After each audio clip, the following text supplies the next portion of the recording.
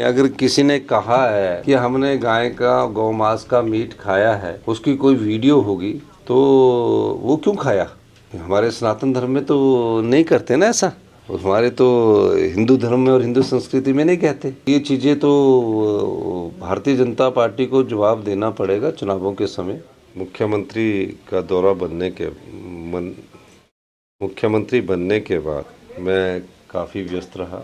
जब कभी भी आता था तो 2 दिन का दौरा बनता था, 1 दिन का दौरा बनता था। लेकिन इस बार मैंने यहाँ 5 दिन का दौरा बनाया और जो कांग्रेस पार्टी के कार्यकर्ता है उन सबसे मुलाकात की, उनसे बातचीत की और फीडबैक लिया कि जो हमारे लोकसभा के चुनाव हो रहे हैं और जो विधानसभा के चुनाव हो रहे हैं उसमें किस प्रकार के प्रत्याशी होने चाहिए। उस सिलसिले में आज यहाँ हमीरपुर में मैं अपने जो कांग्रेस पार्टी के कार्यकर्ता है, नेता हैं, उनसे मुलाकात कर रहा हूँ।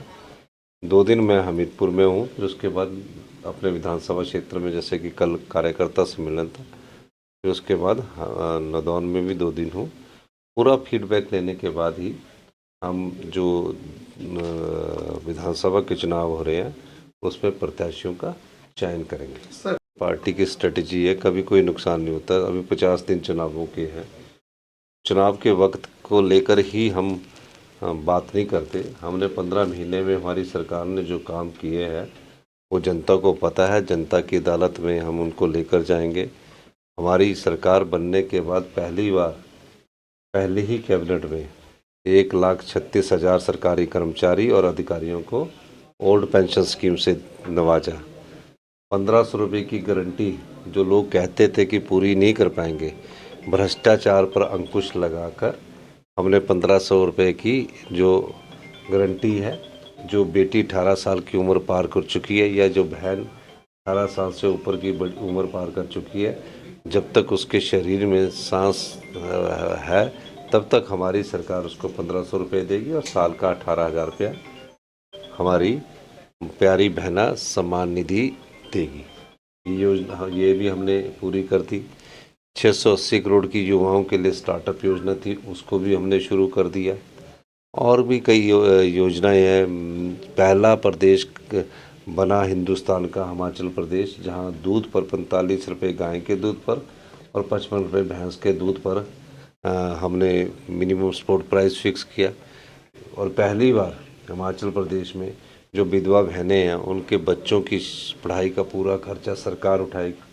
तो काफ़ी योजनाएं हैं जो जनता की अदालत में हम पिछले 15 महीनों में आम आदमी के लिए, गरीब आदमी के लिए लेकर आए हैं। ऐसा ना जयराम जी को बयानबाजी करनी है, वो हमारी पार्टी का आंतरिक मामला है। परेशान हो जाते हैं।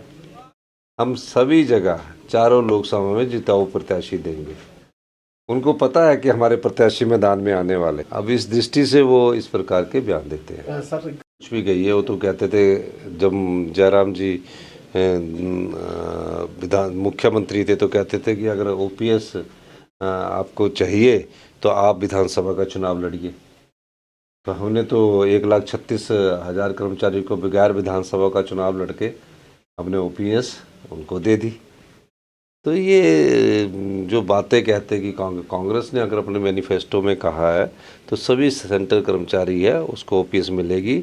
और हिमाचल प्रदेश में जिनको 2750 रुपये मिलते थे, अब 27,000 रुपया मिलना शुरू हो गए। ये तो कंगना रनौती उसका जवाब दे सकती है कि देश के पहले प्रधानमंत्री कौन थे। तो मेरा ये मानना है। और मैं जयराम जी के बारे में कहना चाहता हूँ कि जयराम ठाकुर जी हमीरपुर आए जब मुख्यमंत्री बने थे।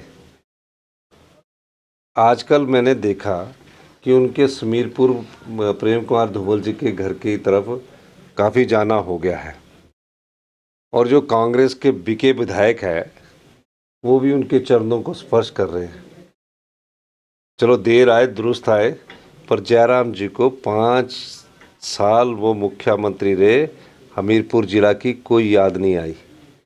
जिस जिला ने 2 बार प्रदेश को मुख्यमंत्री दिया हो और जिसको मुख्यमंत्री प्रेम कुमार धूमल जी को घोषित कर दिया हो, जिसके कारण 2017 में प्रेम कुमार धूमल जी की सरकार बनी, वो मुख्यमंत्री जब थे तब वो धूमल साहब के पास नहीं गए, और अब क्यों जा रहे हैं? क्योंकि अब उनको मतलब लगा तो उनके पास जा रहे हैं।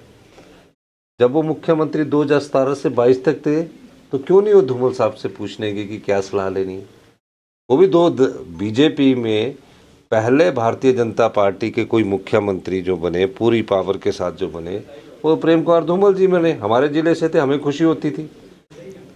मैं विधायक होता था, मैं विधानसभा में कहता था कि हमारे मुख्यमंत्री, तो हम उनसे अपने क्षेत्र का भी काम करते थे, जिले का विकास होता था। 5 साल में जयराम ठाकुर जी ने जो भारतीय जनता पार्टी के यहाँ से विधायक चुन कर गए, उनके नंबर तक नहीं आते थे, वो मिल नहीं पाते थे। 15 साल पहले जिस बस स्टैंड का फाउंडेशन स्टोन हमीरपुर जिले में किया गया है, उसके लिए पैसा नहीं उपलब्ध करवाया गया। मैंने मुख्यमंत्री बनने के बाद उसके लिए 48 करोड़ रुपया रखा है, जिसमें से 28 करोड़ रुपया की पहली किस्त दे दी और काम युद्ध स्तर पर चल रहा है। जो बार मुख्यमंत्री जिला देता हो भारतीय जनता पार्टी का, उसमें से कोई मंत्री नहीं बनाया गया जयराम ठाकुर जी के द्वारा, भारतीय जनता पार्टी के द्वारा।